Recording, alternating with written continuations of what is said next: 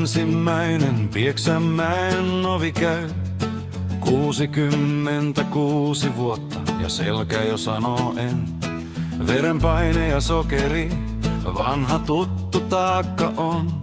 Nyt alaselkä kiristää ja yökin tuntuu pitkältä. Viime perjantaista asti kipu kasvaa iltaa kohti.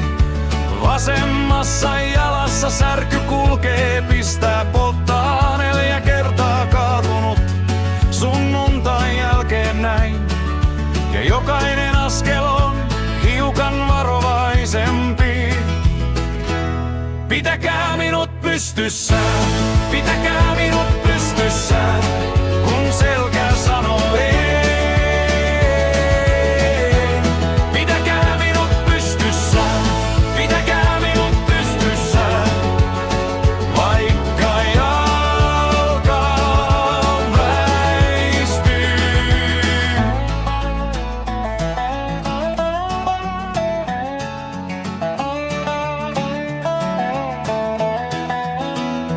Kysissä selkä nähty jo, ei siihen veistä tullutkaan.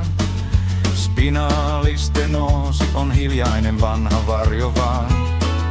Amaurosis fugax ja Clopidogreli, silti mies tulee omin jaloin, vaikka jalat ovat epävarmat. Istuu hetken, hengittää, katsoo kättä pöydällä.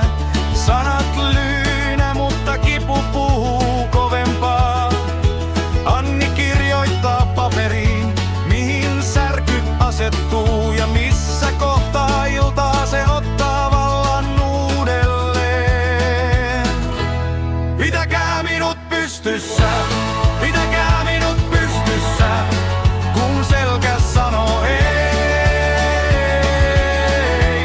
Pitäkää minut pystyssä, pitäkää minut pystyssä, vaikka jalka väistyy. Ei tämä yhdellä yöllä tänne tullutkaan, mutta jokainen kaatuminen jää luisen muistin pintaan. Kun ovi aukeaa ja mies huokaa vielä täällä, niin hoitaja kuulee siinä sen mitä ei sanota. Pitäkää minut pystyssä.